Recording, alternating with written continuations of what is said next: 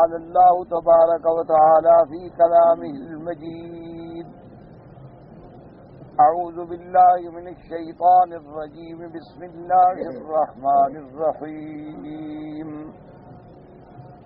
وَإِذَا فَعَلُوا فَاحِشَةً قَالُوا وَجَدْنَا عَلَيْهَا آبَاءَنَا وَاللَّهُ أَمَرَنَا بِهَا قُلْ إِنَّ اللَّهَ لَا يَأْمُرُ بِالْفَحْشَاءِ أَتَقُولُونَ عَلَى اللَّهِ مَا لَا تَعْلَمُونَ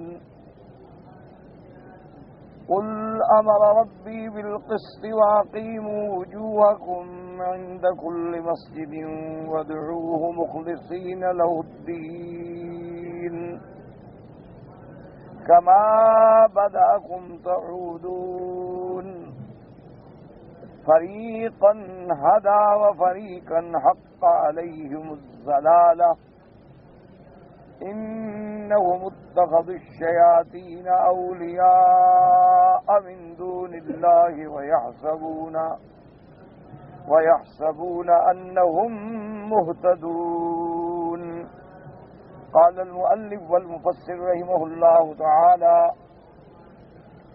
أدام النفع بعلومه وعلومكم في الدارين آمين. إلى أن قال مجاهد رحمه الله تعالى: كان المشركون يطوفون بالبيت عراة يقولون نطوف كما ولدتنا أمهاتنا فتضع المرأة على قبلها النسعة بالشيء فتقول اليوم يبدو بعضه أو كله وما بدا منه فلا أحله. فأنزل الله تبارك وتعالى: فإذا فعلوا فاحشة قالوا وجدنا عليها آباءنا والله أمرنا بها. اب مفسر رحمۃ اللہ علیہ ان آیات کی تفسیر میں ارشاد فرماتے ہیں کہ حضرت مجاہد رحمۃ اللہ علیہ فرماتے ہیں کہ مشرکین مکہ جو تھے اللہ کے گھر کا طواف کرتے تھے اڑیا ہو کر بغیر لباس کے، اور پھر کہتے یہ تھے کہ ایسا ہم کیوں کرتے ہیں؟ کہتے تھے کہ نطوف ہو، اس لیے ہم ایسے طواف کرتے ہیں ننگی حالت میں کہ اسی طرح ہمیں ماں نے اپنے پیٹ سے جینا ہے کہ جب ہم پیدا ہوئے تو ہم پہ کوئی لباس نہیں تھا، تو اس لیے ہم اسی حالت میں اللہ کے کعبے میں طواف کرتے ہیں۔ اور اسی کے ضمن میں مفسرین نے لکھا ہے کہ ان کے اس کہنے کا مقصد یہ تھا کہ بھئی ہم جو حالت اصلیہ یعنی جس حالت میں اللہ تبارک و تعالی نے ہمیں پیدا فرمایا ہے ہم اسی اصلی حالت میں آ رہے ہیں۔ اور دوسرا ان کا ایک تصور یہ تھا کہ جب ہم نے یہ گناہوں والے لباس کو اتار دیا تو ہم پاک ہو گئے، جیسے ماں کے پیٹ سے نکلے تھے کوئی گناہ نہیں تھا، ہم بالکل صاف تھے، پاک تھے۔ تو اب بھی جو ہم نے دنیا کا لباس پہنا ہوا ہے اور اسی میں ہم گناہ کرتے ہیں، تو جب ہم نے یہ اتار کے پھینک دیا تو ہم پاک ہو گئے۔ تو ان کے یہ جاہلیت کے تصور، حالانکہ ایک کم عقل سا آدمی بھی سمجھتا ہے کہ بھی جب تم پیدا ہوئے تھے تو تمہارا عقل کتنی تھا، تو اس حالت کی اتباع کرنا کہ جب تم کچھ بھی نہیں، تمہارا عقل نہیں، تم بات نہیں کر سکتے، بول نہیں سکتے، کہنے کے قابل نہیں، چلنے کے قابل نہیں، اٹھنے بیٹھنے کے قابل نہیں، پھر وہ حیت اختیار کرنے کا کیا مطلب؟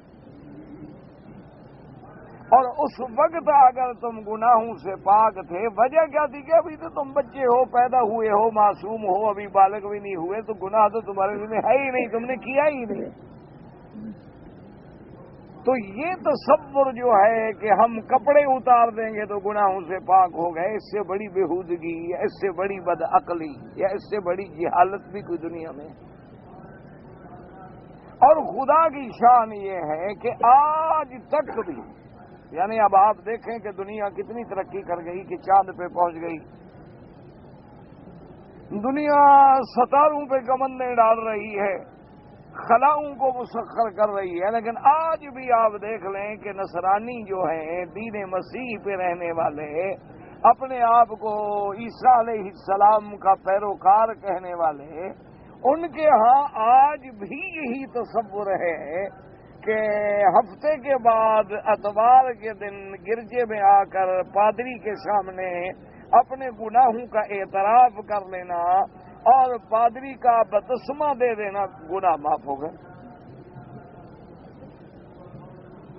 یعنی گناہوں کی معافی کی چابی جو ہے وہ پادری کے پاس. اسی طرح میں عین ہی اللہ معاف کرے، آج بھی جاہلیت کی رسمیں ہمارے ملک میں مسلمانوں میں بھی داخل ہو چکی ہیں کہ بندہ مر گیا، کسی مولوی صاحب کو بلا لیا، اس نے قرآن پھرا دیا، ہیلا صدقہ اسقاط ہو گیا، گناہ معاف ہو گیا. یہ آج بھی وہی تصور، آج بھی وہی ہندو میں تصور ہے کہ جی ہم نے یہ رنگ ڈال دیا خلاص یہ صبغت اللہ ہو گیا. یہ جو وہ ہولی کھیلتے ہیں گناہ پاک ہو گئے. آج بھی ان کا یہ تصور ہے کہ آدمی کتنا گندا ہے، جیسا ہے، رات کیسے گزری ہے، صبح اس نے گنگا میں اشنان کر لیا خلاص پاک ہو گیا. کسی نہ کسی شکل میں یعنی آج بھی یہ رسومات جاہلیت موجود ہیں. یہ نہ کہیں کہ ان میں تھی اور ہم میں نہیں. آج بھی کسی نہ کسی رنگ میں، زندگی میں، موت میں، ہولی کھیلنے کے رنگ میں، گرجے کے جا کے پادری کے سامنے اعتراف کرنے میں، یعنی ہر قوم نے اپنے آپ کو تسلی دینے کے لیے کچھ ایسی رسوم کا ایجاد کر لیا ہے کہ وہ اپنے ذہن کو تسلی دے دیتے ہیں. جیسے آج آپ کتنے لوگ ہیں جو یکم محرم سے لے کر 10 محرم تک کہ بھی اگر یہ 10 دن جو ہیں ہم اہل بیت کے غم میں گزار لیں اور ہم سیاہ کپڑے پہن لیں اور ہم اہل بیت کی شہادت کی یاد تازہ کر لیں اور ان کے لیے ہم ماتم کر کے اپنے محبین اہل بیت میں نام لکھوا لیں، بس سارے سال کے گناہ معاف. سارا سال جو مرضی ہے کرو. آج بھی ہمارے یعنی یہ باتیں اللہ کے کعبے میں بیٹھ کے نعوذ باللہ نہ کسی پہ طنز مقصود ہے نہ اعتراض مقصود ہے. معنی یہ ہے کہ ہر بندہ اپنے آپ کو ایک تسلی دیتا، ایک ذہنی اطمینان بنایا ہوا ہے. ورنہ دیکھو آپ خود جانتے ہیں کہ بھی ایک گھوڑا ہے ایک جانور، اور ہر ملک میں ایک ایک شہر میں کوئی تقریباً 8 جگہ ہوں گی جہاں سے یا 2 یا 3 یا 4 جگہ ہوں گی، تو پورے ملک میں کتنے گھوڑے نکلیں گے. اور ان گھوڑوں پہ باقاعدہ غلاف ڈالیں گے، باقاعدہ ان پہ کپڑے ڈالیں گے، پھر ان کے جن عورتوں کو حمل نہ ہوتا ہو وہ نیچے سے گزریں گی کہ بچہ ہو جاتا ہے. اب آپ خود اندازہ فرمائیں کہ کوئی آپ کسی عقل والے سے کہیں کہ بھئی یہ کیا کر رہے ہیں، انہوں نے کہا جی اس کا بچہ نہیں ہوتا. اچھا پھر کیا ہوگا، انہوں نے کہا اس جانور کے نیچے گزرے گی تو اس کو بچہ مل جائے گا. بھئی یہ جانور تو کرائے کا ہے، اس میں کون سی برکت آ گئی؟ یہ اسی دن برکت آ گئی، 10 دن گزرے تو اس کو بھگا دیا خلاص برکت اڑ گئی. یعنی آپ اندازہ ایک تسلی. لوگوں نے اپنے ذہن کو تسلی دینے کے لیے حضور پاک کے روضہ مبارک کے ماڈل ہیں، اس کی زیارت ہو گئی، بس سبحان اللہ جی روضہ مبارک کی زیارت ہو گئی. ہر گھر میں روضہ لے کے زیارت کرا رہے ہیں. اصل کیا ہے؟ اصل یہ ہے، بات یاد رکھیں کہ ابلیس اتنا بڑا خناس ہے کہ ہر بندے کے ذہن میں اس نے ایک ایسی چیز پیدا کر دی ہے کہ بھائی گناہ ہے، بندے کو بھوک لگتی ہے، پیاس لگتی ہے، اسی طرح گناہ کی بھی خواہش ہوتی ہے. یہ انسانی کمزوری ہے بابا. جیسے کوئی بندہ بھوکا نہیں رہ سکتا، کوئی بندہ پیاسا نہیں رہ سکتا، اسی طرح کوئی بندہ گناہ سے بھی نہیں بچ سکتا. اس کو عورت کی ضرورت ہے، اس کو خواہشات نفسانی کی ضرورت ہے، حیوانی جذبے کی ضرورت ہے. اچھا بھی میں تو خدا کا نافرمان ہو جاؤں گا. اس نے کہا کون سی بڑی بات ہے، پیر پکڑ لو، اچھا تھا بس بخش گئے. گناہگار کیوں ہو جاؤ، ایک مضبوط پیر پکڑ لو. بس جب مرشد تم نے مضبوط پکڑ لیا تمہارے لیے مرشد کافی ہے. جو مرضی ہے کرو، بس مرشد راضی ہو. بھئی مرشد کیسے راضی ہوگا؟ میں نے کہا بے وقوف، جب جاؤ نذرانہ پیش کرو، ہدیہ پیش کرو، مرشد کے سامنے کوئی چیز پیش کرو تاکہ مرشد کو پتہ لگے کہ میرا مرید جو ہے بڑا مخلص ہے، خیر خواہ ہے۔ اور بڑی اچھی بات تو یہ ہے کہ تم سال میں ایک آدھ دفعہ بیوی بچوں کو بھی لے جایا کرو گھر، مرشد کے گھر میں رہیں، کچھ برکت حاصل کریں۔ کیا ہے یہ؟ ہے کہ آپ خدا کے لیے خود سوچیں، اس جھگڑے میں نہ پڑیں گے جی یہ تو دیوبندی ہے اور یہ بریلوی ہے اور یہ وہابی ہے اور یہ تبلیغی جماعت۔ اب آپ کو اللہ نے عقل تو دی ہے، آپ روٹی ناک سے تو نہیں کھاتے، منہ سے کھاتے ہیں۔ آپ نے کبھی پانی کانوں سے نہیں پیا، آپ ٹانگوں کے بجائے کبھی ہاتھوں پہ نہیں چلے، آپ کو اللہ نے عقل دیا ہے۔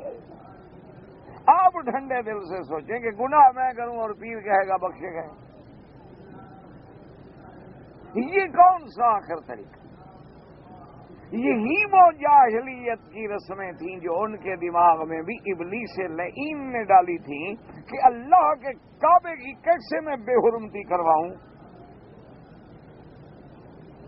کیونکہ اس کو تو اللہ کے کعبے سے چڑ ہے، اس کو تو نماز سے چڑ ہے، اس کو تو طواف سے چڑ ہے، اس کو تو اللہ کی عبادت اور بندگی سے چڑ ہے، اس نے تو لوگوں کو روکنا ہے۔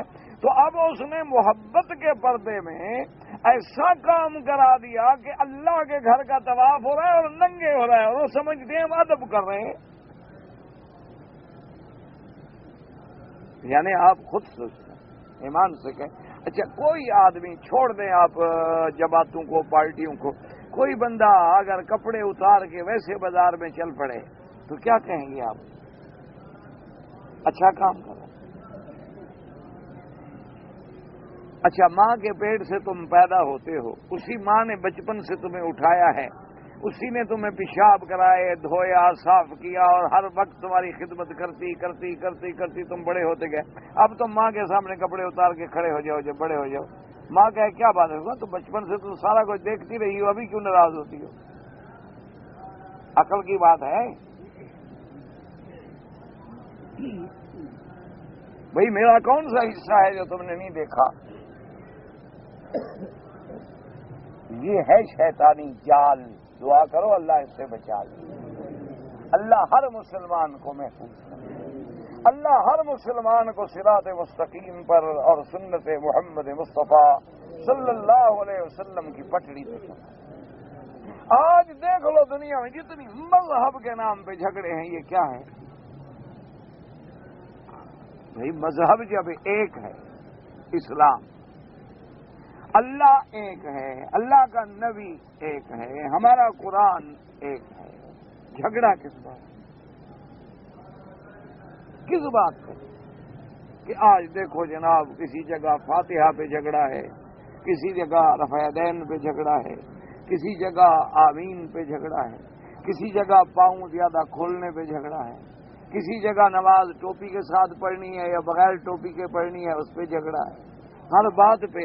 حالانکہ یہ تو سارے دین کی بات ہے، جھگڑے کی ضرورت کیا ہے؟ اس میں لڑنے کی، لڑائی کی، جھگڑے کی کیا ضرورت؟ جو اللہ نے ہم پہ نعمتیں فرمائی ان کو ہم نے جھگڑا بنا دیا۔ حالانکہ اللہ کی کتنی بڑی رحمت ہے ہم پر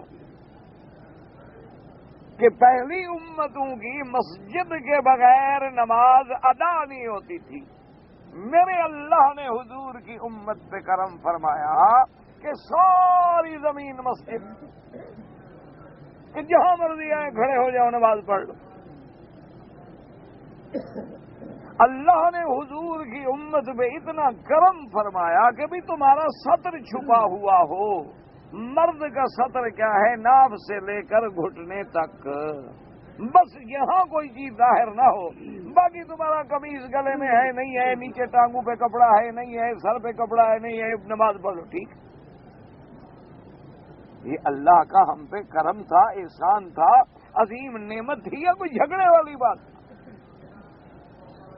اللہ نے کتنی رعایت کی امت محمد مصطفیٰ۔ یہ آج تمہیں تو یہ مسئلہ اس لیے سمجھ نہیں آتے نا کہ گھر میں 10 جوڑے کپڑے کھڑے ہیں۔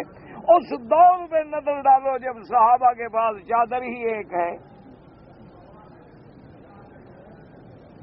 اللہ اللہ نے کتنی کرم فرما دیا کہ بھائی اگر تمہارے پاس 2 چادریں ہیں باندھ لو احرام میں، سفید ہیں باندھ لو، سیدھی ہوئی ہیں باندھ لو، چادریں نہیں کرتے کو توپ کو چادر بنا کے باندھ لو، دوسرے کرتے کو اوپر چادر بنا کے ڈال لو، سب جائز۔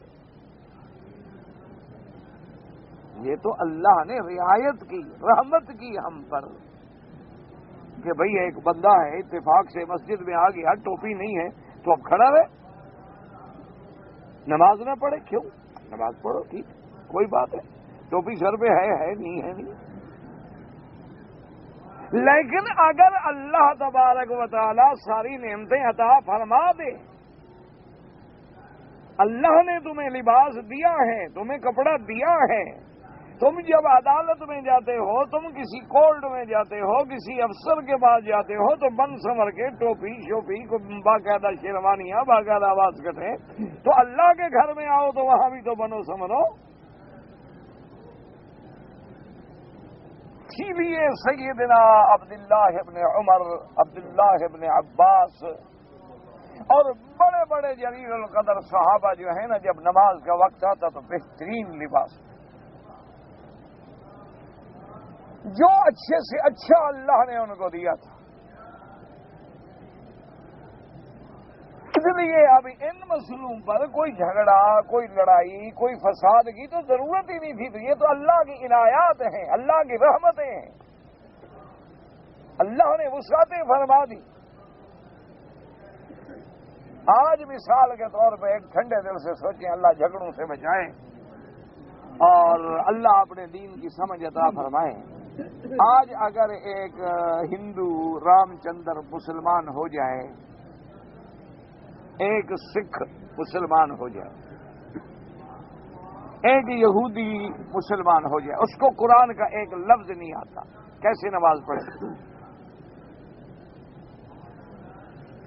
تو آج مسلمان ہوا ہے، اس کو تو ایک لفظ نہیں آتا، وہ کیسے نماز پڑھے؟ کون سی صورت پڑھے نماز میں؟ یا اس کو چھٹی جب تک یاد نہ کرے؟ تو کچھ سوچیں کہ اسلام نے جو چیزیں ہمارے لیے رحمت بنائی تھی، ہم نے اس کو نعوذ باللہ عذاب بنا دیا۔ اسلام نے جو چیزیں ہمارے لیے باعث ادب بنائی تھی، اس کو ہم نے بے ادبی بنا لیا کہ لباس پہن کے کعبے میں آنا بے ادبی ہے، اور لباس کے بغیر آنا جو ہے وہ ادب ہے۔ اور اسی لیے حضرت مجاہد فرماتے ہیں کہ جب عورتیں آتی نا طواف کرنے کے لیے، تو اب کپڑا تو ہے ہی نہیں، تو وہ کوئی چھوٹا موٹا چمڑے کا ٹکڑا یا اور کوئی چیز مل گئی تو آگے ڈال لیتی تھی اور کہتی کیا کریں بھائی، آج کی پتہ نہیں کچھ ظاہر ہو یا سب ظاہر ہو، بہرحال جب جو بھی ظاہر ہو ہم کسی کے لیے حلال تو نہیں کر دیں گے، ہم تو طواف کر رہے ہیں بس۔ اور اسی سے میرا بھائی ٹھنڈے دل سے اندازہ کریں کہ آج بھی یعنی ایام حج میں ایک نہیں، 2 نہیں، 3 نہیں، سینکڑوں آدمیوں نے مسئلے پوچھے کہ جی ہم نوجوان ہیں، رش بہت زیادہ ہو گیا ہے، عورتیں ساتھ لگ جاتی ہیں تو ہماری شہوانیت جو ہے وہ شیطان وسوسہ ڈال دیتا ہے اور ہمیں گندے خیالات آ جاتے ہیں۔ بعض اوقات باقاعدہ مسئلہ پوچھا گیا، تو کہا میں نے اپنی بیوی کا ہاتھ پکڑا ہوا تھا لیکن شہوت غلبہ کر گئی مجھے، حالت طواف کے اندر میرا مادہ خارج ہو گیا۔ ٹھیک ہے، کوئی بڑی بات نہیں ہو سکتا، ایسے بات ہو سکتا، حالانکہ اس کے ہاتھ میں اپنی بیوی کا ہاتھ، کیوں؟ نوجوان آدمی ہے، 1 مہینہ ہو گیا میاں بیوی نہ ملے، وہ اچھی خوراک کھا رہے ہیں، اچھی نعمتیں کھا رہے ہیں، انسان ہے۔ لیکن جناب آپ یہ کریں کہ جب عورتیں ننگا طواف کر رہی ہوں گی پھر کیا حال ہوگا؟ ذرا خود سوچ لیں۔ اور آج بھی یہ نہ کہیں کہ آپ یہ حضور کے زمانے کے پہلے کافروں کا حال ہے، آج بھی ایسے لوگ مسلمانوں میں موجود ہیں کہ جو عورتیں منت مانتی ہیں کہ میرا بیٹا ہو جائے، میرا فلاں کام ہو جائے، میں سر پہ دوپٹہ اتار کے، پاؤں سے جوتا اتار کے اور ناچتے ہوئے جاؤں گی پیر کی مزار پہ۔ مسلمان چھوڑو کافروں کو، چھوڑو ہندوؤں کو، آگ لگاؤ۔ اسی لیے باقاعدہ انہوں نے ایک بڑے ان کے شاعر نے بھی لکھا ہے کہ مینوں کنجری بنیا آر نہ کوئی، مینوں نچ کے یار مناویں دے،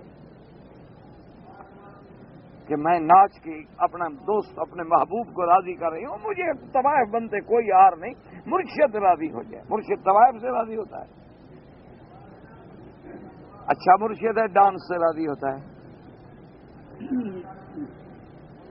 انا للہ و انا الیہ راجعون۔ یہ رونے کا مقام ہے، یہ ہنسنے کا مقام کہ آج 1.36 کروڑ مسلمان ہے پوری دنیا میں، اور ہر جگہ ہم ذلیل،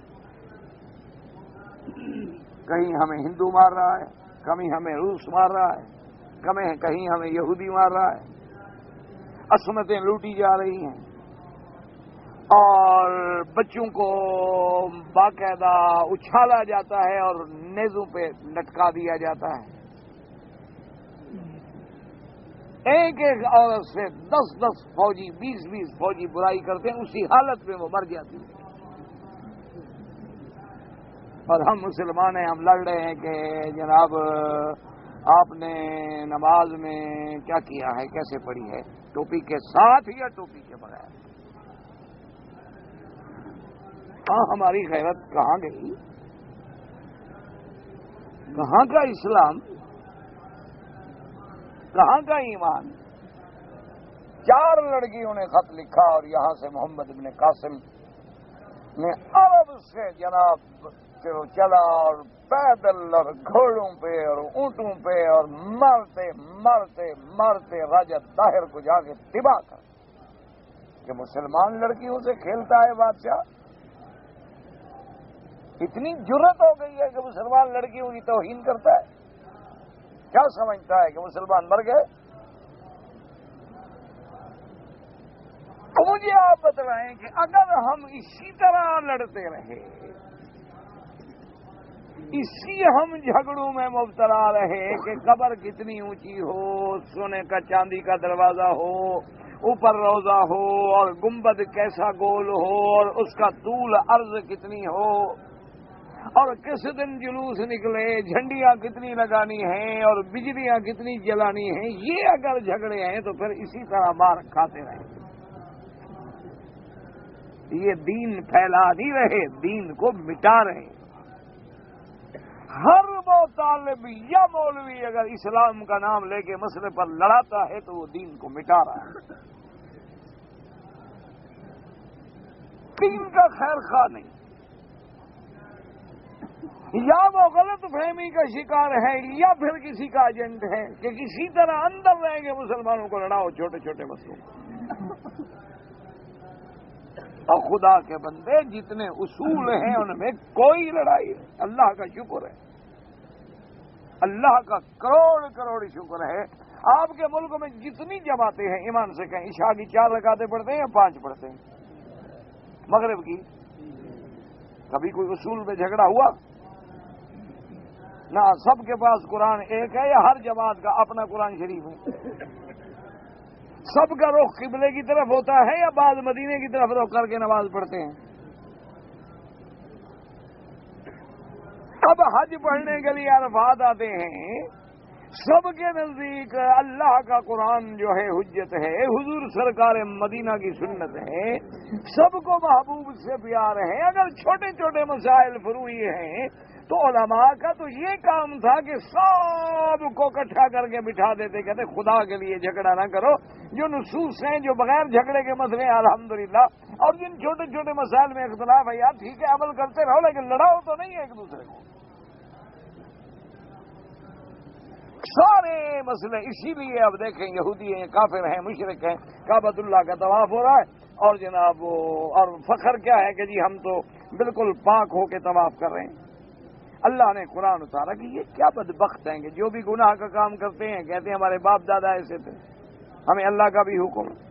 قلت كانت العرب ما عدا قريشا لا يطوفون بالبيت في ثيابهم التي لبسوها يتأولون في ذلك أنهم لا يطوفون في ثياب نسبوا الله فيها وكانت قريش وهم الحمص يطوفون في ثيابهم ومن أعاره أحمسي صوبا طاف فيه ومن معه ثوب جديد طاف فيه ثم يلقيه فلا يتملكه أحد ومن لم يجد ثوبا جديدا ولا أعاده أحمسير ثوبا طاف عريانا وربما كانت امرأة وتطوف عريانة وتجعل على فرجها شيئا ليستره بعد السطر وتقول اليوم يبدو بعده أو كله وما بدا منه فلا أحله. اب مفسر رحمۃ اللہ علیہ فرماتے ہیں کہ عرب کی یہ عادت تھی، مشرکین کے دور جاہلیت میں یہ عادت تھی کہ قریش کے علاوہ کوئی بندہ بھی اللہ کے گھر کا طواف جو ہے وہ کپڑوں میں نہیں کرتا تھا، کیونکہ وہ یہ تعویل کرتے تھے کہ یہ وہ کپڑے ہیں، یہ وہ لباس ہے جس میں ہم نے جھوٹ بولا ہے، جس میں ہم نے گناہ کیا ہے، تو یہ گناہ والے کپڑے پہن کے اللہ کے دربار میں، اللہ کے گھر میں، اللہ کے کعبے میں کیسے داخل ہو جائیں۔ ہاں البتہ قریش جو تھے وہ اپنے آپ کو حمص کہلاتے تھے، وہ کعبۃ اللہ کے مجاور بنے ہوئے تھے، یطوفون فی ثیابہم، وہ اپنے کپڑوں میں طواف کرتے تھے، اور اگر باہر سے کوئی بندہ آتا اعارہم مسیرن، اور قریش سے کوئی کپڑے لے لیتا اعارے کے طور پر کہ مجھے کپڑے دے دو میں پہن کے طواف کر لوں، اگر وہ قریش کپڑے دے دیتے تو وہ پہن کے طواف کر لیتا، یا اگر کسی بندے کے پاس کوئی نئے کپڑے ہوتے جو پہلے وہ استعمال نہیں کر چکا ہے، وہ نئے کپڑے پہن کے اللہ کے گھر کا طواف کر لیتا، اس کے بعد ان کپڑوں کو اتار کے پھینک دیتا کہ اب ان کا میں مالک نہیں ہوں۔ اور اسی طرح کسی کو اگر آدمی نے نیا کپڑا بھی نہ ملا اور کسی قریشی نے بھی اس کو کپڑا اعارے کے طور پہ نہ دیا تو اسی حالت میں وہ نعوذ باللہ ننگا طواف کرتا تھا اللہ کے گھر کا۔ اور مفسر فرماتے ہیں وکانت امراتن تطوف عریانۃ، اور عورت جو ہے وہ بھی ننگے طواف کرتی اور اپنے فرج پہ اپنے قبل پہ کوئی چیز تھوڑی بولی ڈال لیتی تاکہ اس کو میں کچھ چھپا سکوں، اور اس کے بعد اسے شعر بھی پڑھتی تھی کہ الیوم یبدو بعدہ او کلہ وَأَكْثَرَ مَا كَانَ النِّسَاءُ يَطُوفْنَ عُرَاةً بِاللَّيْلِ وَكَانَ هَذَا شَيْئًا قَدْ ابْتَدَعُوا مِنْ تِلْقَاءِ أَنفُسِهِمْ وَاتَّبَعُوا فِيهِ آبَاءَهُمْ وَيَعْتَقِدُونَ أَنَّ فِعْلَ آبَائِهِمْ مُسْتَثْنٍ أَمْرٍ مِّنَ اللَّهِ شَرْعٍ فَأَنكَرَ اللَّهُ تَعَالَىٰ عَلَيْهِمْ ذَلِكَ وَقَالَ۔ اب مفسر فرماتا ہے کہ اس دور میں اکثر عورتیں جو تھیں وہ رات کے اندھیرے میں آ کے طواف کرتی عریان بغیر کسی کپڑے کے، اور یہ چیز جو تھی انہوں نے خود گھڑی تھی، خود اپنے دماغوں سے ایک دین میں نئی بات پیدا کر دی، اور دلیل ان کے پاس کیا تھی، مستند ان کے پاس کیا تھا کہ ہمارے باپ دادا ایسے کرتے تھے، اور جب ہمارے باپ دادا ایسا کرتے تھے تو معلوم ہوتا ہے کہ اللہ کا حکم تھا، ورنہ ہمارے باپ دادا ایسا کیوں کرتے؟ اس لیے معلوم یہ ہوتا ہے کہ یہ اللہ تبارک و تعالی ہی کا حکم ہے۔ اللہ پاک نے رد فرمایا وَإِذَا فَعَلُوا فَاحِشَةً قَالُوا وَجَدْنَا عَلَيْهَا آبَاءَنَا وَاللَّهُ أَمَرَنَا بِهَا۔ اللہ نے فرمایا کہ یہ ظالم جب کوئی برائی کا کام کرتے ہیں تو مستند کیا ہے، دلیل کیا ہے کہ ہم نے اپنے باپ دادے کو اسی طریقے پہ پایا ہے۔ اس لیے علماء مفسرین کرام نے لکھا ہے کہ یاد رکھو جتنے اہل بدعت ہیں، جتنی بدعت کرنے والے لوگ ہیں، جتنی دین محمد مصطفیٰ صلی اللہ علیہ وسلم میں نئی چیزیں پیدا کرنے والے لوگ ہیں، ان کے پاس بھی کوئی دلیل نہیں ہوتی، کوئی قرآن و حدیث سے حجت نہیں ہوتی، ان کے بھی اپنے توہمات تخیلات ہوتے ہیں، اور سب سے بڑی دلیل یہ ہوتی ہے کہ ہمارے بزرگ ایسا کرتے تھے، ہمارا باپ دادا ایسا کرتا تھا، تو یہ بات جو ہے یہ جاہلیت کی ہے، یہ بات جو ہے یہ کفر کی ہے، اسلام کا اس سے تعلق نہیں۔ اسلام میں دلیل یہ ہے کہ اللہ نے یہ فرمایا ہے قرآن میں، اور دوسری دلیل کیا ہے کہ محمد الرسول اللہ صلی اللہ علیہ وآلہ آلہ واصحابہ وسلم تسلیما کثیرا کثیرا۔ اس لیے آیا کہ سب سے پہلی چیز کیا ہے، کتاب اللہ، اور دوسری چیز کیا ہے، سنت رسول اللہ، اور تیسری چیز کیا ہے، اجماع۔ اجماع کا کیا معنی کہ جس مسئلے پہ سارے صحابہ اکٹھے ہو جائیں تو ان کا اکٹھا ہونا جو ہے وہ بھی اسی مرتبے پہ پہنچ جاتا ہے جو سنت محمد مصطفیٰ صلی اللہ علیہ وسلم کا مرتبہ۔ اس کے بعد ہوتا ہے اجتہاد۔ کیا مانا کہ جو مسئلہ قرآن میں بھی نہیں ملا، حدیث میں بھی نہیں ملا. صحابہ کے دور کیوں ایسے مسئلے ہیں نا, جیسے ابھی بیبی اپنا ٹیوب بیبی پیدا ہونے لگ گیا, اب یہ اس دور میں تو مسئلہ ہی نہیں ہے, لازمی بات ہے کہ بعد میں آئے گا نا. اسی طرح جیسے بلڈ چینج کرنے کا مسئلہ ہے, کسی کو خون دینا, کسی سے خون لینا, اسی طرح گردے بدل دینے کا مسئلہ ہے, اسی طریقے سے آنکھیں بدل دینے کا مسئلہ ہے, اسی طریقے سے دل میں بالوں ڈال دینے کا مسئلہ ہے. تو اب یہ ایسے مسائل ہیں جو حضور کے زمانے میں تھے نہیں, صحابہ کے زمانے میں تھے ہی نہیں, بعد میں پیدا ہوئے ہیں. تو اس کے بدلے میں پھر علماء بیٹھ کے اجتہاد کرتے ہیں کہ کیا کریں, کیا بھی خون لیا جا سکتا ہے. انہوں نے کہا کہ اگر ایک بچہ دوسری ماں کا دودھ پی سکتا ہے تو خون جو ہے وہ بھی دودھ سے بنتا ہے, اس لیے وہ بھی ضرورت کے مطابق ایک دوسرے کو دیا جا سکتا ہے. اس کو کہتے ہیں اجتہاد اور قیاس. اور وہ اجتہاد و قیاس کیا ہوتا ہے, یہ نہیں ہوتا کہ جو مولوی کہہ دے, جو بزرگ کہہ دے نا, قرآن و سنت کی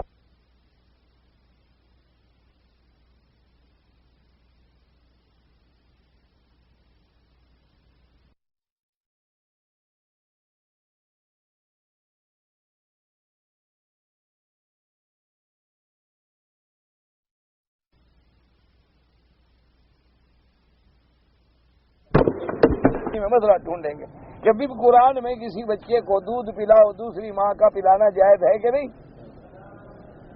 تو اگر دوسری ماں کا دودھ اس کے اندر جا رہا ہے تو وہ کیا بنے گا, خون ہی بنے گا نا. تو اس لیے بھی یہاں ضرورت ہے, تو اگر یہاں ہو سکتا ہے تو وہاں بھی ہو سکتا ہے کہ ایک آدمی کی جان بچ جائے, ورنہ اس کا خون نکل گیا ہے, مزید آپریشن کی ضرورت ہے, خون نہیں ہوگا تو صاف بات ہے بیچارہ مر جائے گا. تو لہذا وہاں بھی تم خون جو ہے دے سکتے ہو. تو ان مسائل کو سامنے رکھ کر پھر علماء اجتہاد فرماتے ہیں. دیکھو نا, جیسے اسلام کے اندر تو اصل کرنسی کیا ہے, سونا اور چاندی. اسلام کے ابتدائی دور کے اندر تو یہ تصور ہی نہیں تھا کہ یہ 500 کا نوٹ ہے, یا 1000 کا ہے, یا 2000 کا ہے, یا 10,000 کا ہے, یا 5000 کا ہے. یہ کاغذ کی کرنسی تو نہیں تھی. لیکن علماء نے اس کے بعد اجتہاد کیا. ابھی جب یہ کرنسی اسی سونے چاندی کا قائم مقام ہے, اسی سونے چاندی کی حیثیت رکھتی ہے, اسی لیے آپ دیکھیں نا کہ جن ملکوں کی وہ سونے چاندی کی حیثیت کمزور ہوتی ہے تو ان کے نوٹ بھی گرتے چلے جاتے ہیں, ان کی حیثیت بھی ختم ہوتی چلی جاتی ہے. کیونکہ اگلے تو دیکھتے ہیں نا کہ تم نے 1 کروڑ کا نوٹ چھاپا ہے تو 1 کروڑ کا سونا ہے کہ نہیں, سونا پڑا ہے 50 لاکھ کا, تو تمہارا 1 کروڑ 50 لاکھ کے برابر ہو گیا. اگر 25 کی حیثیت ہے تو 25,000 کا برابر 25 لاکھ کے برابر ہو گیا. تو اتنی ویلیو گرتی چلی جائے گی. تو انہوں نے کہا بھی یہ اسی کے قائم مقام ہے کہ اب ہر بندے کو, ورنہ ہم جب آئے تھے یہاں تو پہلے یہاں بھی چاندی کے ریال ہوتے تھے. اب اگر چاندی کا ریال 1 لاکھ اٹھا کے چلنا ہو تو ماشاءاللہ یا تو بڑا مضبوط آدمی ہو یا پھر سواری لے کے آئے, کیونکہ خالص چاندی کی بوریاں بھری ہوتی تھی ماشاءاللہ. تو اب اس کا ایک حل نکالا گیا تو علماء نے پھر اجتہاد کیا. اسی طرح جیسے اسلام کہتا ہے کہ بھئی یہ چیز ہے, یہ گلاس ہے, ایک آدمی بیچ رہا ہے, اس نے کہا جی 1 ریال, میں نے کہا جی ٹھیک ہے قبول ہے, تو 1 ریال وہ لے لے اور یہ میں اپنے قبضے میں لے لوں, تب ہی جا کے بیع تام ہوگی. اب تو بات یہ ہے کہ سامان تو میرا ابھی بحری جہاز میں ہے اور میں نے سودا کر دیا, حالانکہ وہ سامان نہ مجھے ملا ہے, نہ میں نے قبض کیا ہے, نہ میرے اسٹور میں آیا ہے, نہ میں نے وہ دیکھا ہے. تو اب علماء نے بیٹھ کے اجتہاد کیا کہ اس کے بدلے میں یہ جو کاغذ آ گئے ہیں تو گویا یہ مال آ گیا ہے, کیونکہ یہ کاغذ جب ہم نہیں دکھائیں گے تو کوئی مال ہمیں نہیں دے گا. تو معنی یہ ہے کہ یہ کاغذات قائم مقام ہیں اس مال کے. جب ہم نے کاغذوں کو قبض میں لے لیا تو گویا ہم نے مال کو قبض میں لے لیا. اس لیے اس کو کہتے ہیں اجتہاد. اور وہ اجتہاد ہوتا ہے قرآن و سنت کی روشنی میں کہ جب امت کو کوئی نیا مسئلہ پیش آ جائے تو اب کیا کریں بھائی. تو اب وہ علماء جن کو اللہ نے قرآن و حدیث کا علم دیا ہے, جن کو اللہ تبارک و تعالیٰ نے علوم پہ دسترس دی ہے, یہ نہیں کہ ہر آدمی جو ہے سر مڈا کے مسیحا بن جائے اور کلندر بن جائے, بات ان کی ہوگی جن کو اللہ نے وہ مرتبہ بخشا ہے, وہ پھر کٹھے بیٹھیں گے, وہ علماء بیٹھیں گے, وہ اتحاد کریں گے, اس پر فیصلہ دیں گے, تو اللہ تبارک و تعالیٰ ان کے فیصلے کو بھی قبول فرمائیں گے, چونکہ قرآن و سنت کی روشنی میں دیں. اسی لیے ہر دور میں اتحاد ہوتا ہے. لیکن فرق صرف یہ ہے کہ ہم یہ کہتے ہیں کہ ہر کسی کو اس طرح نہ پکڑوا دو ہاتھ میں ورنہ ناک کاٹ ڈالے گا. تو اجتہاد کا دروازہ کھلا ہے اور قیامت تک کھلا رہے گا کہ امت کو ایسے ایسے مسئلے پیش آ جائیں. اب دیکھ رہے نا اسی ہوائی جہاز کا مسئلہ ہے, کتنا بڑا اختلاف ہے. کیوں بعض علماء کہتے ہیں بھی ہوائی جہاز میں نماز ہو جاتی, اب بعض علماء فرماتے ہیں کہ بھائی نہیں، نماز تو زمین پہ ہوتی ہے، نماز کے لیے سجدہ کسی زمین پہ ہونا ضروری ہے، اور وہاں تو ہم فضا میں ہیں، زمین پہ تو ہے نہیں، کہاں ہم سجدہ کر رہے ہیں، ہم تو لوہے پہ سجدہ کر رہے ہیں، ہم تو اس جگہ سجدہ کر رہے ہیں، تو اختلاف ہے۔ تو اس لیے اب علماء نے اس پہ بیٹھ کے بحثیں کی ہیں کہ بحری جہاز کا کیا حکم ہے، ہوائی جہاز کا کیا حکم ہے، کیا اس فضا میں سے اگر خدا نہ خواستہ وہ جہاز گرے تو کہاں گرے گا، تو اس کی کیا حیثیت اختیار کی جائے گی، تو کیا اس کے لیے ہم فتویٰ دے سکتے ہیں؟ اور اگر ہم نے کہا کہ اچھا بھی نہ پڑھو تو وہ کوئی پکا نمازی ہو وہ تو نیچے اتر کے پڑھ لے گا، ورنہ اکثر تو فی امان اللہ کہیں گے رہ گئی تو رہ گئی، ٹھیک ہے، اس وقت نماز تھی نہیں تو ہم کیا کریں۔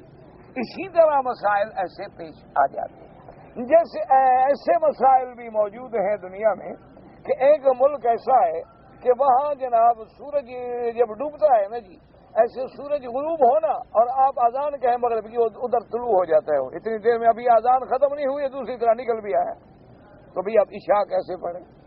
اسی طرح ایسے ملک بھی ہیں جہاں پورے 6 مہینے کی رات ہے اور پورے 6 مہینے کا دن ہے، 6 مہینے دن ہے، 6 مہینے رات ہے، تو بھئی وہاں 5 نمازیں ہم کیسے پڑھیں گے؟ کیونکہ وہاں تو رات ہے تو بس قصہ ختم ہو گیا، ایک دفعہ 5 پڑھنی چھٹی ہو گئی، لیکن وہ پڑھے کیسے؟ تو یہ سارے مسائل جو ہیں، اس لیے پھر وہ اللہ نے اجازت دی ہے کہ اجتہاد کا دروازہ کھلا رہے گا، اسی لیے، اور وہ اجازت بھی اب نے نہیں بلکہ سرکار دو جہاں محبوب دو عالم صلی اللہ علیہ وسلم نے جب آپ نے حضرت معاذ بن جبل رضی اللہ تعالی عنہ کو بھیجا یمن کی طرف، آپ نے فرمایا معاذ اگر وہاں جھگڑا ہوا، کوئی مقدمہ ہوا، کوئی معاملہ ہوا، کیسے فیصلہ کرو گے؟ تو حضرت معاذ نے کہا میرے محبوب میں قرآن سے فیصلہ کروں گا۔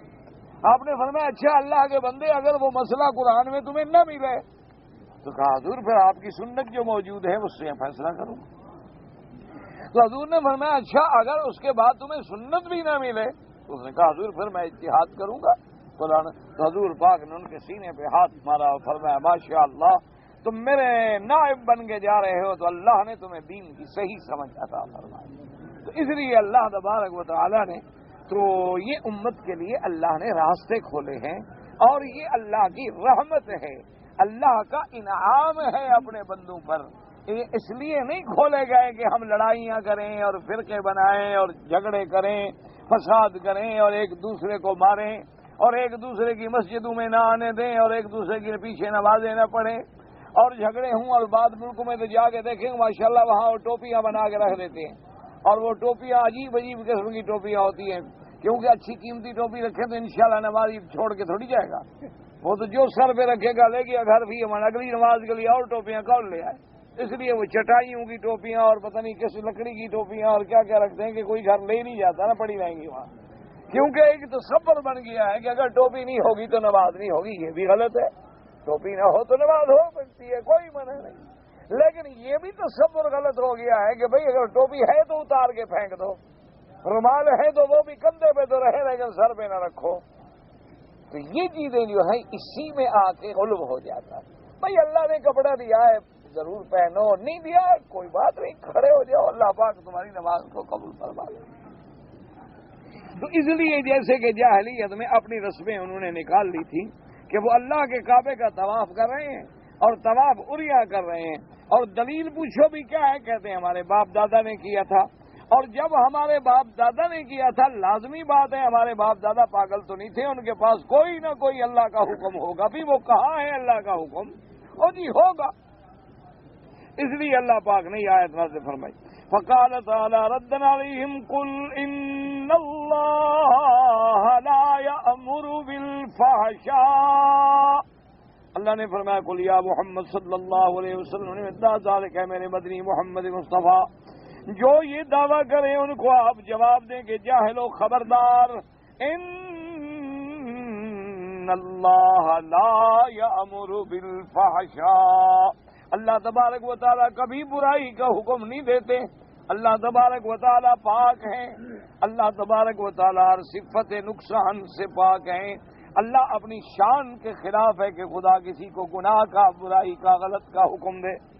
اے ھذا الذی تصنعونہ فاحشۃ منکرۃ، اور یہ جو کچھ تم کر رہے ہو کہ کعبے کا طواف بغیر کپڑوں کے کر رہے ہو، بدبختو یہ تو فاحشہ ہے، یہ تو کھلی بے حیائی ہے، یہ تو کھلا بے انکار والا کام ہے کہ کوئی چھوٹا بندہ بھی سمجھ سکتا ہے کہ بے وقوفی ہے۔ واللہ لا یامر بمثل ذلک، اور خبردار اللہ تبارک و تعالیٰ کبھی ایسا حکم نہیں کرتے لوگ اپنے بندوں کو، اپنے لوگوں کو۔ اور اس کے بعد فرمایا اتقولون علی اللہ ما لا تعلمون، یہ تو سنتو نہیں اللہ والی بارہ تعالیٰ نصیحت ہو۔ اللہ نے فرمایا ان جاہلوں سے کہہ دو میرا بدی مصطفیٰ صلی اللہ علیہ وسلم کہ ظالمو، پھر یہ بھی کہتے ہو کہ اللہ کا حکم ہے اور اللہ کی طرف بات نسبت کر رہے ہو جس کی دلیل کوئی نہیں، جس کو تم جانتے بھی نہیں۔ جی بس اللہ نے کہا ہے، کیسے کہا ہے، کہاں لکھا ہے، کسی کتاب میں لکھا ہے کوئی دلیل؟ اور جی بس اللہ نے کہا ہے، اور ہمارے باپ دادا جو کرتے تھے تو اللہ نے کہا ہے۔ تو اللہ نے فرمایا تقولون علی اللہ ما لا تعلمون، اور یہیں سے مسئلہ سمجھ لو کہ کوئی ایسی بات جس کی دلیل نہ ہو قرآن میں، حدیث میں، صحابہ کے اقوال میں، اپنی طرف سے نہ کہا کرو کہ یہ اللہ کا حکم ہے، یہ اللہ کے رسول کا حکم ہے۔ کیوں؟ کوئی دلیل بھی تو ہو نا۔ ایسے کہہ دینا کہ اللہ کا حکم ہے، یہ کہہ دینے سے تو بات نہیں ہو سکتی۔ ایسے تو پھر ساری دنیا کہتی رہے گی میں جو کرتا ہوں یہ اللہ کا حکم ہے، ہندو کہے گا میں جو کرتا ہوں یہ بھی اللہ کا حکم ہے، اور سکھ کہے گا میں جو کرتا ہوں یہ بھی اللہ کا حکم ہے، اور سب سے پوچھو وہ کہتے ہیں جی سوال نہیں، ہم تو بالکل بھگوان کو مانتے ہیں، ہم سارے بھگوان کو پوجتے ہیں، ہم تو بھگوان کو ماننے والے ہیں، بھگوان ہی جلاتا ہے، بھگوان ہی مارتا ہے۔ فرق اتنا ہے کہ ہم بھگوان کہتے ہیں تم خدا کہتے، اور کبھی کبھی وہ رام کہہ دیتے ہیں کہ جی رام ہے، حالانکہ ان کے اپنے کتابوں میں لکھا ہوا ہے کہ رام جو تھا وہ مر گیا۔ بھئی جب مر گیا تو خدا کیسے ہو گیا؟ حالانکہ ان کی اپنی کتابوں میں لکھا ہوا ہے باقاعدہ کہ رام جو تھا مر گیا، ایک شہزادہ تھا، ایک بچہ تھا، اور ایسے حالات پیدا ہوئے کہ وہ اپنا ملک چھوڑ کے گیا اور مر گیا۔ بھئی جب مر گیا، جو مر جائے وہ خدا کیسے ہو سکتا ہے؟ جس کو موت آ جائے وہ خدا کیسے ہو سکتا ہے؟ لیکن بہرحال اس لیے اللہ نے فرمایا کہ ان کو کہہ دو کہ تقولون، اتنے بڑی جرات کر رہے ہو کہ جو بات خدا نے نہیں کہ کہتے ہو خدا نے کہی، کوئی سند، کوئی دلیل، کوئی بات وہ بھی نہیں۔ قل امر ربی بالقسط واقیموا وجوہکم عند کل مسجد وادعوہ مخلصین لہ الدین۔ اللہ نے فرمایا قل یا محمد صلی اللہ علیہ وسلم، میرا مدنی مصطفیٰ صلی اللہ علیہ وسلم کہہ دو ان کو کہ اللہ تبارک و تعالیٰ نے تو حکم کیا میرے رب نے عدل کا اور استقامت کا۔ اللہ کا ہر حکم جو ہے وہ عدل ہے، اور یہ کیا عدل ہے کہ تم کپڑے اتار کے کعبے کے طواف کرو؟ عدل وہ ہوتا ہے کہ آدمی نہ ادھر بڑھے نہ ادھر بڑھے۔ نہ ادب کا مطلب یہ ہے کہ آج کوئی آدمی کپڑے بھی پہن لے اور سب کچھ کر لے اور وہ کہے کہ جناب میں تو بس سر کے بل ہی طواف کروں گا، یہ بھی منع ہے۔ یہ کیا ادب ہے جب اللہ کے رسول نے ایک دفعہ صحیح حدیث میں آتا ہے کہ میرے محبوب دو عالم صلی اللہ علیہ وسلم نے دیکھا کہ ایک آدمی ہے، اس کے گلے میں باقاعدہ رسی ہے اور آگے جو ہے اس کو کھینچ رہے ہیں۔ حضور پاک نے روکا، فرمایا ٹھہرو ٹھہرو ٹھہرو، کیا بات ہے؟ انہوں نے کہا حضور یہ ہمارا ابا ہے، ہم اس کے بیٹے ہیں۔ اچھا بھائی آپ کو ماشاءاللہ اچھا احترام کے ساتھ پکڑ کے لے جا رہے ہیں، یہ کیا بات ہوئی؟ انہوں نے کہا جی اس نے منت مانی تھی کہ اگر میرا کام ہو جائے تو میرے گلے میں رسا ڈال کے مجھے طواف کراؤ کعبے کا۔ اللہ نے فرمایا، حضور نے فرمایا بدبختو اگر اس نے منت مانی بھی تھی تو ہاتھ پکڑ لو، بس پکڑ کے کرا دو طواف۔ یہ تھوڑا ہے کہ گلے میں رسی ڈال کے کھینچو، یہ کہاں کا ادب ہے، یہ کہاں کا دین ہے؟ چلو اس نے منت مانی تھی، مان لی، اس کی منت کو پورا کرنا ہے، اس کا ہاتھ پکڑ لو، پکڑ کے کرا دیا۔ کوئی ضروری تھوڑا ہے کہ اس کے گلے میں تم رسا ہی ڈال دو۔ اس لیے جیسے بعض لوگ یہاں آتے اور جی ہم تو بالکل حرم میں جوتا ہی نہیں پہنیں گے، کیوں؟ وہ جی ادب کے خلاف ہے، اور جی پورے مکے میں جوتا نہیں پہنیں گے۔ اب جب ظہر کی نماز پہ آنا پڑے تو پھر عقل آ جاتی ہے، پھر نماز چھوڑ دیتے ہیں کہ جی اب دور تک جانا پڑے گا بغیر جوتے کے، اور آگے آگ کی طرح جل رہا ہے زمین، اچھا اب قریب کی مسجد ڈھونڈ لو، تو حرم کی نماز چلی گئی اور صرف جوتا نہیں پہننا۔ تو یہ بھی غلو ہے، یہ بھی ناجائز ہے کہ آدمی خود اپنی طرف سے ادب بنائے۔ اچھا جی ہم نے طواف الوداع کرنا ہے، کعبے کو دیکھنا، لہذا الٹا چلیں کہ کعبے کو زیادہ دیکھتے جائے چاہے کر جائے، تو یہ کہاں کا ادب ہے؟ یہ بھی بے ادبی کے خلاف ہے۔ اسی طرح ابھی آپ دیکھ لیں انشاءاللہ عشاء کی نماز سے پہلے دیکھ لیں بعض لوگ کھڑے ہو جائیں گے حجر اسود پہ بسم اللہ اللہ اکبر اور بسم اللہ اللہ اکبر اور بسم اللہ اللہ اکبر، پتہ نہیں کیا جب 10 دفعہ کھڑا ہے دیوار بڑھ کے، پتہ نہیں یا تو حجر اسود سے کوئی اس کو جب تک سگنل نہ ملے نہیں چلتا آگے، یا پتہ نہیں اس کو بلاتا ہے کہ ابھی آئے گا حجر اسود مجھے پکڑ کے چلائے گا آگے، ورنہ بھی اشارہ کرنا ہے تو ایک دفعہ ہی کافی ہے، 10 دفعہ کرنے کی آخر کیا ضرورت ہے؟ اس کو وہ محبت بنائے ہوئے ہے کہ جی بار بار کر رہا ہوں اور بار بار کر رہا ہوں، اور یہ بھی غلو ہے، یہ بھی بے ادبی میں شامل ہے کہ اللہ کے دین میں خود نہ رستے پیدا کرو، اللہ کے دین میں خود نہ چیزیں ایجاد کرو۔ بھائی حجر اسود سے ہم نے شروع کرنا ہے بسم اللہ اللہ اکبر ختم، اور دوسری بات یہ ہے کہ دوسرے مسلمان بھائی کی رعایت کرنی ہے کہ وہ بیچارہ نہ کھڑا رہے، اس کو تکلیف نہ ہو، وہ پیچھے نہ رک جائے، اس لیے ہم جتنا جلدی کر سکتے ہیں کر لیں تاکہ دوسرے مسلمان کو ایذا نہ ہو۔ اسی طرح دیکھیں کہ کسی کو اگر ملتزم پہ موقع مل جائے چمٹنے کا تو وہ چمٹ کے ماشاءاللہ صبح کی نماز کے بعد جو چمٹے نا ظہر کو یا سپاہی پکڑ کے ہٹائیں، وہ بھی پیچھے جو تمہارے کھڑے ہیں وہ مسلمان نہیں ہے، وہ تمہارے بھائی نہیں ہے، وہ وہاں دعا مانگنا نہیں چاہتے، وہ وہاں سینہ لگانا نہیں چاہتے، تم سارا کعبہ شریف کا مال آج تو نہ لے لو نا، کوئی دوسرے دن لے لینا اندر۔ تو اس لیے یہ بھی بے ادبی میں شامل ہے، یہ بھی ادب کے خلاف ہے کہ رعایت کرو اپنے بھائی کی کہ میرے پیچھے اور بھائی کھڑے ہیں، میں نے دعا مانگ رہا ہوں بھائی آپ آئیں، تاکہ اس کو موقع ملے، وہ دوسرے کو موقع مہیا کرے، تاکہ جتنا موقع اللہ نے دے دیا ہے، تمہیں موقع مل گیا ہے مقام ابراہیم پہ، دیکھا کسی کو تکلیف نہیں ہو رہی، ذرا 2 رکعتیں اور بھی لمبی کر کے پڑھ لی حتیم میں، اگر پیچھے لائن لگی ہوئی ہے وہ ہٹاتے ہو کہتے نہیں میں کھڑا ہوں، اور طواف والے ٹکرا رہے ہیں وہ کہتے نہیں میں کھڑا ہوں۔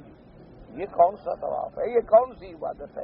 یہ کون سی نماز ہے؟ تو اس سے بھی اللہ نے منع کیا، یہ بھی دین میں شامل نہیں ہے۔ کسی کو ایذا دینا، کسی کا راستہ روکنا، کسی کے لیے تکلیف کا باعث بن، ایمان سے کہیں طواف زیارت میں جب بھی چکر لگتی ہے مقام ابراہیم کے پاس لگتی ہے، لوگ کھڑے ہیں پکڑ کے جی یہی نماز پڑھنی ہے، مانا یہ ہے کہ اور کسی جگہ نماز ہوتی نہیں، نعوذ باللہ۔ حالانکہ اسلام کتنا آسان ہے کہ بھی وہاں پڑھ لو، حتیم میں پڑھ لو، سارے مذاہب میں پڑھ لو، یہاں بھول جائے مینا جا کے خیمے میں پڑھ لو، کوئی پابندی نہیں، سارے گھر میں چلے جاؤ وہاں جا کے پڑھ لو۔ اچھا بھول گیا، ظہر کے بعد آئے حرم میں یاد آیا جی میں نے نماز نہیں پڑھی، اچھا اس وقت پڑھ لو، کوئی بات نہیں۔ تو جب اللہ نے آسانی پیدا کی ہے اس کو بھی تنگ نہ کرو، اور اللہ نے جہاں رعایت بند کر دی ہے وہاں خود بھی راستہ نہ نکالو۔ اب اسلام نے اجازت دی ہے کہ سفر میں تم روزہ نہ رکھو تو جائز ہے، تو یہ اب تم خود فیصلہ کر لو بھی سفر میں مشقت ہے، پانی نہ ملے، ساری کا وقت ہو جائے، افطار کا وقت نہ رکھو۔ اگر تمہیں تسلی ہے کہ بھائی الحمدللہ میری گاڑی بھی ایئر کنڈیشن ہے اور ماشاءاللہ میں 4 گھنٹے میں مدینے پاک پہنچ جاؤں گا اور وہاں بڑے آرام سے افطار بھی ملے گا، اور اگر راستے میں بھی ٹائم ہو گیا تو ماشاءاللہ قہوے ہیں، سروس اسٹیشن ہیں، ہر چیز ہے، ہوٹل ہیں، نمازیں ہیں، تو روزہ رکھ لیتے ہو ٹھیک۔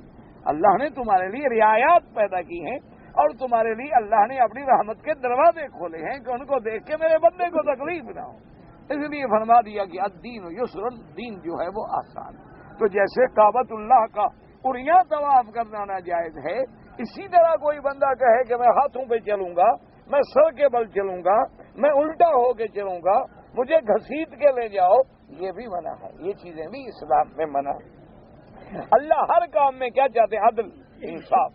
قل امر ربی بالقسط واقیموا وجوہکم عند کل مسجد وادعوہ مخلصین لہ الدین، اے امرکم بالاستقامۃ فی عبادتہ فی محالہا وہی متابعۃ المرسلین المؤیدین بالمعجزات۔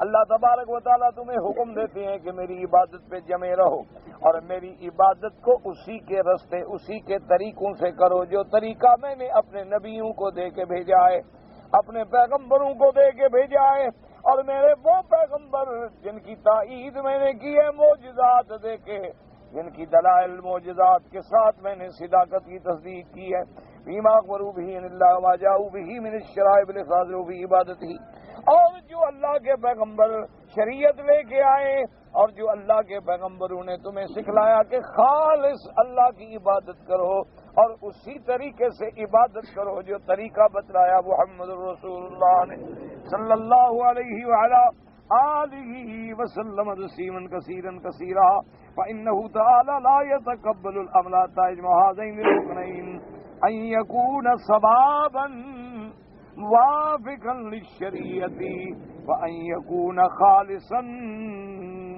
من الشرک۔ اس لیے مفسر رحمۃ اللہ علیہ فرماتی ہیں کہ یاد رکھو کہ کوئی عمل بھی اللہ کے ہاں قبول نہیں ہوگا جب تک کہ دو شرطیں اس میں نہ پائی جائیں۔ ایک تو یہ ہے کہ خالص اللہ کے لیے ہو، کسی کی شراکت نہ ہو، شرک نہ ہو، ریا نہ ہو، شہرت نہ ہو، سماعت نہ ہو، اور دوسری شرط یہ ہے کہ وہ عمل جو ہے موافق ہو سنت محمد مصطفیٰ کے، یعنی اگر وہ عمل خالص نہیں ہے تب بھی قبول نہیں ہوگا، اگر وہ عمل موافق سنت محمد مصطفیٰ صلی اللہ علیہ وسلم نہیں ہے تب بھی اللہ کے ہاں قبول نہیں ہوگا۔ اللہ کے ہاں عمل قبول ہونے کے لیے صرف یہ دو شرطیں ہمیشہ یاد رکھ لیں، ان یکون خالصا وان یکون ثوابا، کہ تیرا عمل جو ہے وہ خالص ہو اللہ کے لیے اور تیرا عمل جو ہے ثواب کیا بنا ہے موافقا لسنت رسول اللہ صلی اللہ علیہ وعلا آلہ واصحابہ وسلم تسلیما کثیرا۔ تو اس کعبے کا طواف تو حضرت آدم نے بھی کیا، اس کعبے کا طواف ہر پیغمبر نے کیا، اس کعبے کا طواف خلیل اللہ اور ذبیح اللہ نے بھی کیا، اس کعبے کا طواف محمد الرسول اللہ علیہ الصلوۃ والسلام سب انبیاء نے کیا ہے۔ تو دیکھ لو کہ انبیاء نے کپڑے کے ساتھ کیا کہ نہیں کیا، ان کے طریقے پہ چلو۔ یہ کیا تم اپنی طرف سے گھڑ رہے ہو؟ اور دلیل کیا ہے کہ جی ہمارا باپ دادا یہ کرتا ہے، اور دلیل کیا ہے جی ہمارا باپ دادا چونکہ کرتا ہے تو لہذا اللہ نے کہا ہوگا۔ ان چیزوں سے عمل قبول نہیں ہوتا۔ اللہ آپ کو بھی مجھے بھی صحیح معنی میں سرکار دو عالم صلی اللہ علیہ وسلم کی محبت نصیب فرما دے۔ دل سے دعا کریں حضور کی اللہ محبت نصیب فرما، اللہ صحابہ اہل بیت اولیاء علماء فقہا کی محبت نصیب فرما، دل سے دعا فرمائیں کہ اللہ علماء فقہا کی بے ادبی سے بچائے، اللہ تبارک و تعالی امت محمد مصطفیٰ کو اختلاف اور افتراق سے بچا دے، اور اللہ اپنی رحمتوں کی بارشیں عطا فرما دے۔ اللہ ہماری ظاہری باطنی بچوں کی گھریلو سب پریشانیاں بیماریاں اپنی رحمت سے دور فرمائیں۔ ہم عاجز بندے ہیں، اس کی رحمت کے بغیر ہم زندہ بھی نہیں رہ سکتے۔ حرم شریف کا نام جو ہے میرے بھائی کسی نے نہیں رکھا، اللہ نے رکھا۔ اللہ تبارک و تعالی نے قرآن میں فرمایا حرمن آمنا، تو اللہ نے جب حرم کیوں رکھا گیا کہ یہ حرمت والا گھر ہے، جیسے محرم الحرام یہ حرمت والا مہینہ ہے، اسی طرح اللہ کا حرم جو ہے یہ بھی حرمت والا ہے۔ اسی طرح فولی وجہک شطر المسجد الحرام، تو اس مسجد کو مسجد الحرام کیوں کہا گیا کہ یہ حرمت والی مسجد ہے، عزت والی مسجد ہے۔ بعض وہ چیزیں جو باہر حلال ہیں وہ یہاں حرام ہو جاتی ہیں، جیسے ساری دنیا میں شکار حلال ہے لیکن حرم میں حرام ہے، حرم کے کسی درخت کا توڑنا حرام ہے، کسی جانور کو بھی سائے سے اٹھانا حرام ہے۔ تو اس لیے بغیر احرام کے آنا جو ہے جائز نہیں۔ احرام کو بھی احرام کیوں کہتے ہیں کہ پہلے کپڑے پہننا حلال تھا اب حرام، خوشبو لگانا حلال تھا اب حرام ہے، اور ناخن کٹانا حلال تھا اب حرام ہے، اسی لیے اس کو بھی حرم کہا گیا، اور یہ نام قرآن میں ہے اور اللہ نے فرمایا۔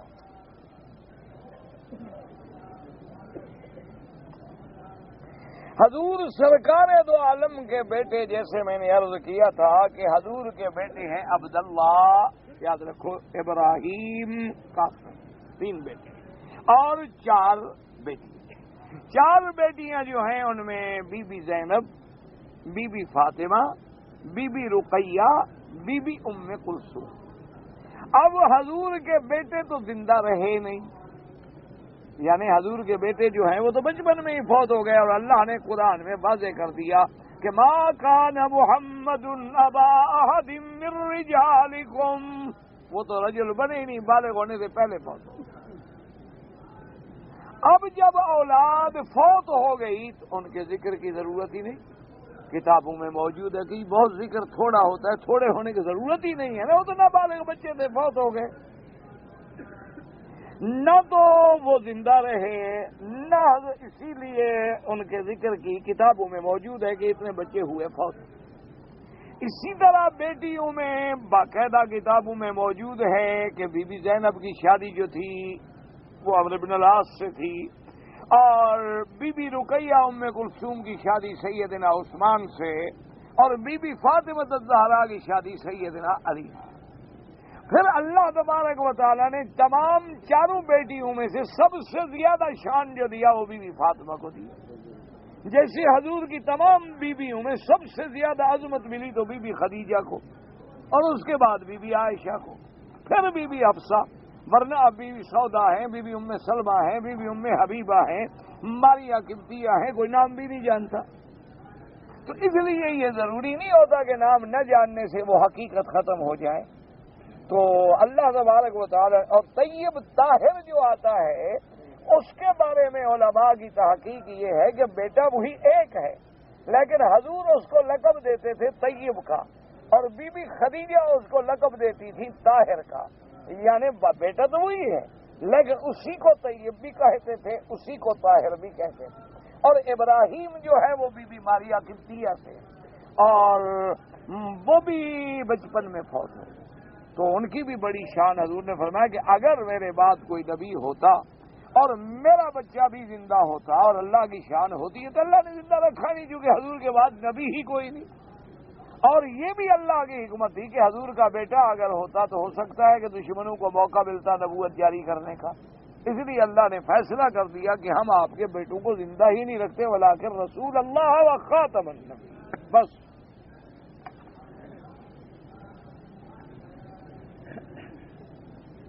نفلی روزے جو ہیں وہ ہمیں کون کون سے مہینوں میں رکھنے چاہیے؟ یاد رکھو نفلی روزوں کی کوئی پابندی نہیں،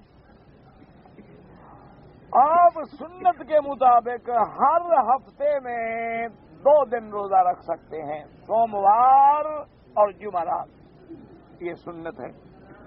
اسی طرح ہر مہینے میں ایام بیض جو ہیں یعنی 13، 14 یعنی چاند والی راتیں، یوں سمجھ لو جن میں چاند زیادہ کھلا ہوتا ہے، 13، 14، 15 یہ 3 روزے رکھنا بھی سنت ہے۔ اسی طرح محرم الحرام میں 9 اور 10 یا 10 اور 11 کا روزہ رکھنا جو ہے وہ بھی سنت ہے۔ اسی طرح رمضان المبارک کا روزے فرض ہیں، رمضان کے فوراً بعد 6 شوال کے روزے رکھنا سنت ہے۔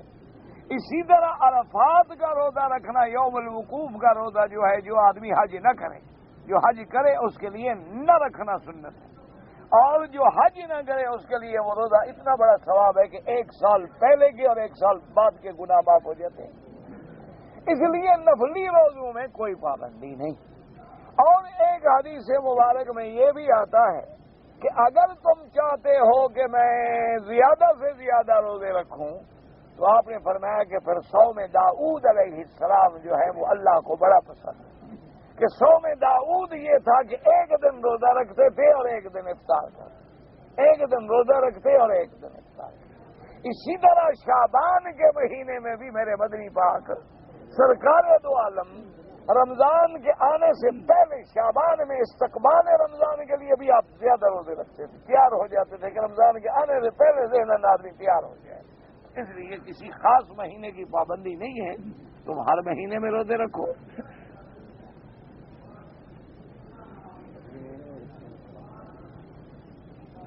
اگر حج سے پہلے 1 مہینہ کوئی آدمی چھٹی پہ گیا، واپس آیا لیکن اس نے عمرہ نہیں کیا، بہرحال حنفی مسلک میں تو احرام کے بغیر آنا، عمرہ نہ کرنا دم پڑ جاتی ہے، چاہے مکے میں رہنے والا ہے یا باہر والا ہے، چاہے چھٹی والا ہے یا بغیر چھٹی والا ہے۔ البتہ دوسرے ائمہ کے نزدیک جب نیت ہی عمرے کی نہ ہو، وہ تو ایسے ہے کہ نوکری کی چھٹی گزارنے گیا تھا، واپس آ رہا ہے، اپنی ڈیوٹی کے لیے آ رہا ہے، اس کی نیت احرام یا عبادت کی نہیں ہے، تو پھر احرام ضروری نہیں ہو۔ بہرحال تم نے عمرہ تو نہیں کیا نا جی، اس لیے تمہارا حج تو افراد ہو گیا۔ لیکن اگر حنفی مسلک پہ عمل پیرا ہو تو عمرہ بھی قضا کرو اور ایک دم بھی ادا کرو کہ تم نے میقات سے گزرے اور بغیر احرام کے مکے میں آ گئے۔